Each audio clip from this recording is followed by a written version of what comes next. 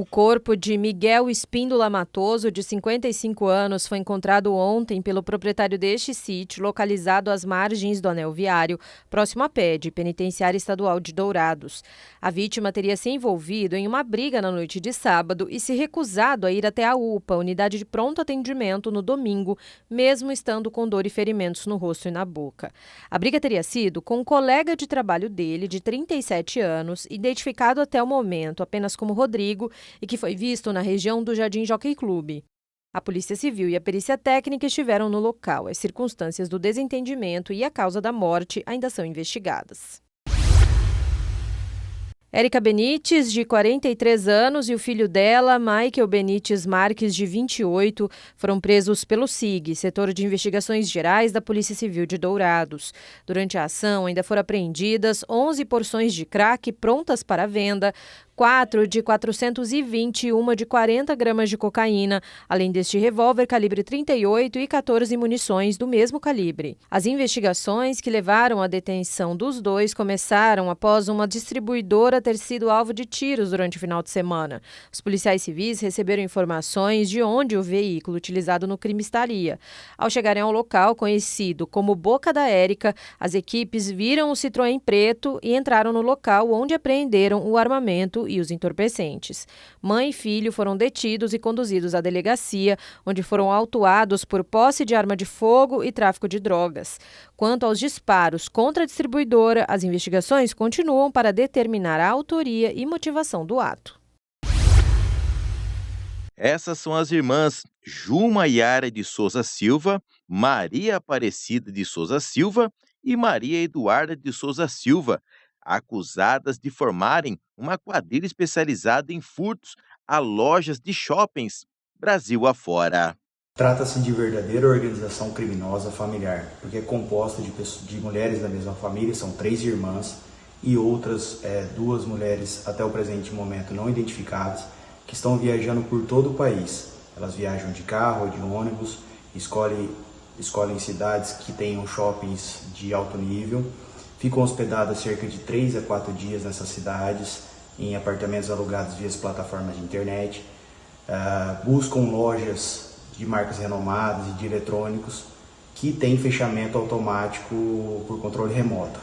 Uma vez que elas selecionam essas lojas alvos, elas voltam a esses shoppings, se posicionam em frente às lojas de maneira dissimuladas, bem vestidas, e fazem a captação do sinal eletrônico do fechamento dessa porta com um dispositivo eletrônico, logo do fechamento, onde o vendedor ou responsável legal termina o expediente.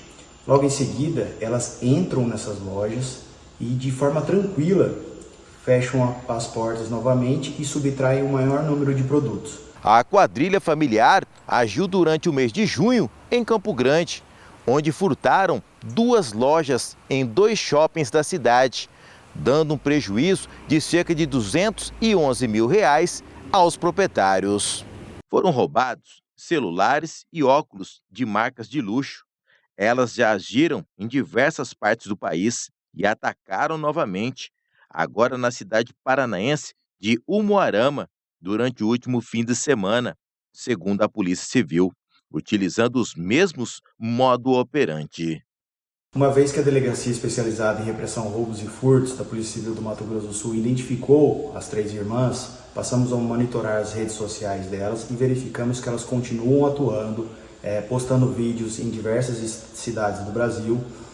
As investigações dão conta de que elas estão viajando por todo o país e que estão fazendo pelo menos uma cidade de um estado a cada mês, desde o início do ano de 2023. Notamos pelas redes sociais delas uma evolução patrimonial considerável, com fotos esbanjando os valores arrecadados com os furtos, e representamos ao Poder Judiciário do Mato Grosso do Sul pela prisão preventiva delas, o que foi decretado recentemente. Então as 3 irmãs são consideradas foragidas da Justiça e mesmo assim observamos que no último sábado elas atuaram no estado do Paraná, na cidade de Umuarama, em um shopping, cometendo o mesmo tipo de furto em uma loja de eletrônicos, causando grande prejuízo à vítima.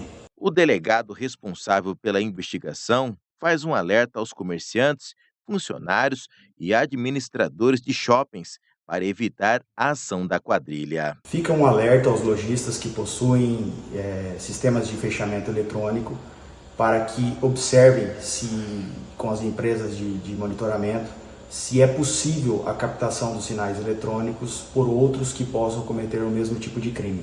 Os prejuízos são consideráveis.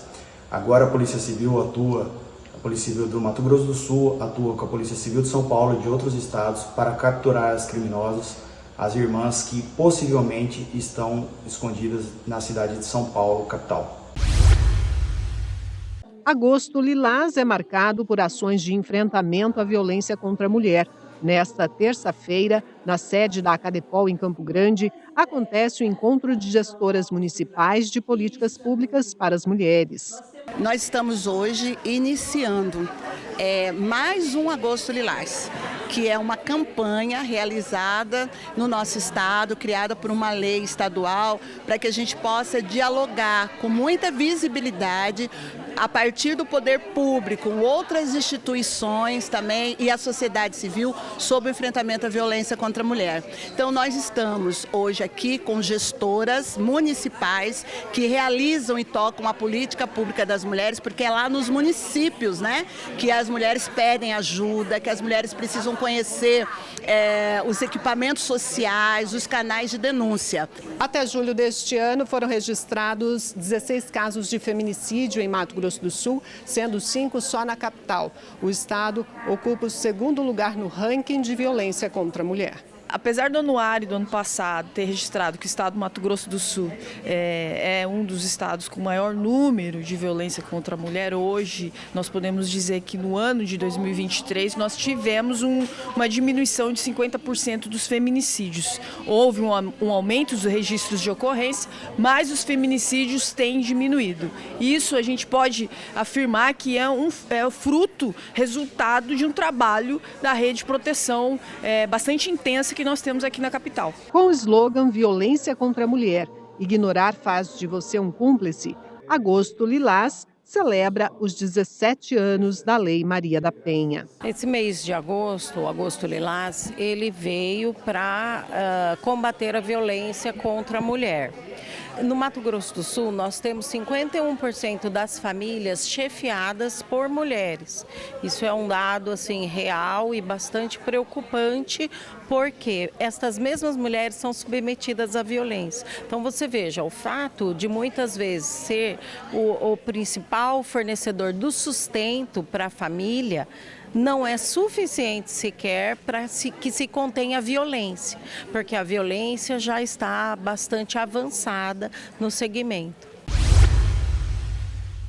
Uma inteligência artificial usada em prol dos negócios. O GPS de mercado ajuda empresários a enfrentar os desafios e identificar oportunidades. Essa é uma edição onde a gente quis dedicar a um tema que está bastante em alta, com muita discussão, que é a inteligência artificial.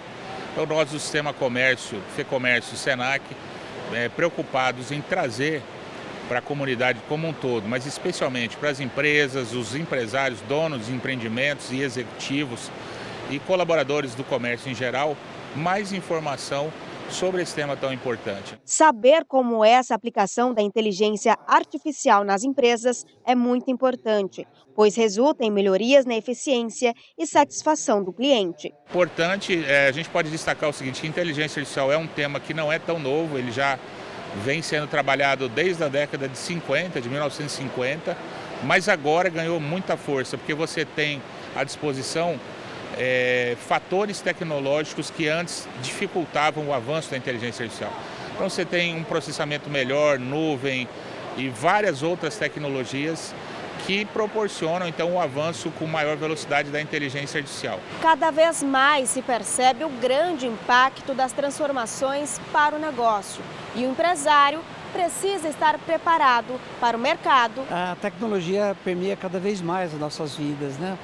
E eu acho que é uma linguagem que nós precisamos absorver de forma serena, porque é tanta coisa que você recebe, se você não modular isso, você se intoxica. E eu falo, a própria linguagem da rede social é algo que nós, geração Baby Boomer, não aprendemos a lidar e precisamos aprender, porque ela fará parte do presente e do futuro. É um momento de transformação e que as pessoas vão precisar entender essa transformação e saber como elas estão inseridas e qual é o papel de cada um nessa transformação. Não acredito, eu não acredito que aconteceu isso com a minha filha. A minha filha não merecia isso. E começava a questionar a mim mesmo, porque eu sempre disse para ela que eu não era a favor desse relacionamento dela. Mas infelizmente ela gostava muito dele, né? E aí ela tentando, achando que ele poderia mudar. Mas igual eu falei assim, no relacionamento abusivo, do jeito que era, eu sempre disse, ninguém muda de um dia para o outro. Essa é a Nathalie Gabriele, mais conhecida como Gabi, uma jovem amorosa, de família grande e cheia de sonhos. Um deles concretizado quando a filha nasceu. Mas, infelizmente, teve sua vida interrompida pelo seu companheiro, Kleber Correa, de 30 anos, no dia 1º de julho deste ano. A jovem foi assassinada com 14 facadas em frente da casa onde morava. Eu tinha uns 2 meses antes de acontecer tudo. Ela chegou na minha casa com um roxo, mais ou menos assim, mais ou menos perto do ombro, onde qual eu perguntei para ela o que seria aquele roxo. Ela disse que tinha batido na pia da casa dela, mas eu não acreditei. E de lá para cá, né, foi aparecendo, ela ficava muito triste, até mesmo no Face, se as pessoas entram, você vê só coisas tristes dela postando. E eu sempre no WhatsApp conversando, eu via alguma coisa triste, perguntava para ela, mas ela nunca falava para mim. Ela falava, não é nada não, mãe, coisas da vida. Mas ali a gente que é mãe, a gente sente que alguma coisa estava acontecendo. E dali foi piorando e eu tentando conversar, mas ela não conversava comigo. E foi no que aconteceu, quando aconteceu, ela já fazia uns 20 dias que a gente não estava conversando, porque eu queria que ela largasse dele e ela não quis largar. Após a morte de Nathalie, a mãe dela, Tatiane, é quem cuida da neta de 1 ano e 4 meses. Eu preciso trabalhar, né? Ela, no momento, está ficando com a minha irmã, porque ela está de férias, né? Da creche. Então, ela está ficando com a minha irmã. E tem sido assim, corrido, né? Aos poucos, a copeira está se adequando com o bebê em casa, já que os filhos são maiores. Só que a criança precisa de cuidados redobrados. A bebê tem bronquiolite. Para ela poder respirar, fica muito difícil quando tem crises. E essas crises geralmente são frequentes. O que está ajudando no momento é esse aparelho de inalação infantil que a bebê precisa utilizar de 4 em 4 horas. Esta noite mesmo foi bem atacada, não consegui dormir porque ela estava bem ruinzinha, né? Então, assim, está sendo bem complicado. Além de ver a neta sofrendo com a bronquiolite, ela se depara por diversas vezes com a pequena chamando pela mãe. Ainda mais quando é à noite, ela fica mãe, mãe, mãe, né? Aí eu abraço ela, brinco para ela poder interter, porque se a gente está sendo difícil, imagina para ela com uma criança, né? A Tatiane vive um espaço pequeno com a família, por isso a neta dorme com ela. A renda vem do seu trabalho como copeira e do seu esposo, que é auxiliar de serviços gerais. Só que não é suficiente para arcar com todas as despesas. Já era complicado, agora, né, com uma neném, né, sabe, o neném tem gasto, né, fralda, leite, medicamento, né, porque ela tem a bronquilite, então, assim, ficou bem mais complicado pra gente, né.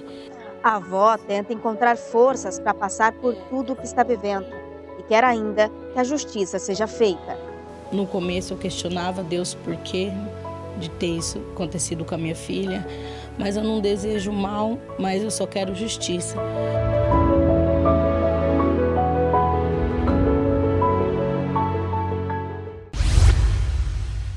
O encontro em Dourados foi na FAIND, Faculdade Intercultural Indígena da UFGD, Universidade Federal da Grande Dourados. Reuniu povos de diversas etnias e também autoridades do Ministério dos Povos Indígenas para discutir assuntos relacionados às demandas da comunidade em Mato Grosso do Sul. Entre elas, a necessidade da implantação de um programa de ressocialização. Nós queremos implementar aqui um projeto pioneiro de ressocialização do preso indígena.